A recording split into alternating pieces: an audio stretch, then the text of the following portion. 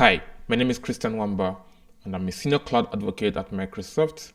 In this video, I'm going to show you how to make changes to an already deployed application or an already deployed serverless function and then redeploy those changes. I think a fun change to make to this project is to head into the function file and change the date format from year, month, day to day, month, year. But before we do that, let's actually run the function and see what this format looks like. So open the command palette and open the debugger.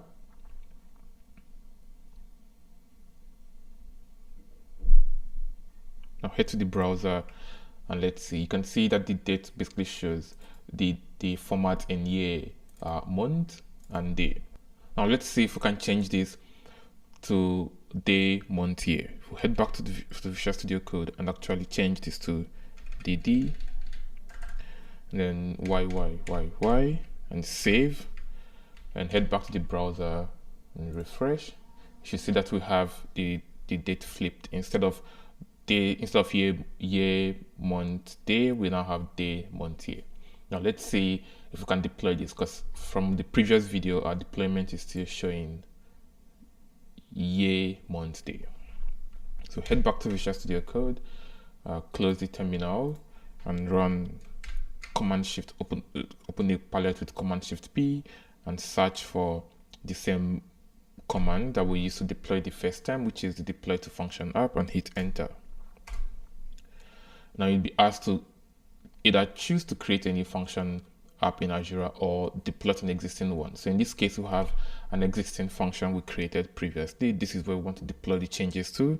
So if you hit enter, you'd be asked if you want to override the changes in this previous deployment, and yes, we want to do that. So if you click deploy, the deployment would start and you would need to give it a few minutes to finish up.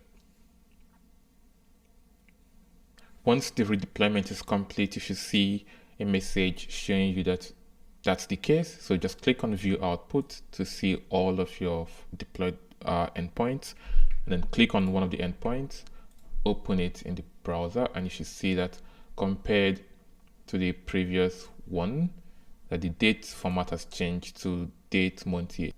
And that is how you deploy your Azure functions to Azure. Now, if you want to learn more, or rather if you would rather take a guided learning path from like the basic level of serverless to all the advanced and exciting stuff, please check out the link in the description where I would add a link to a learn path that teaches you Azure function from why you would need it in the first place to doing all the fun and advanced tricks using Azure functions. Thank you.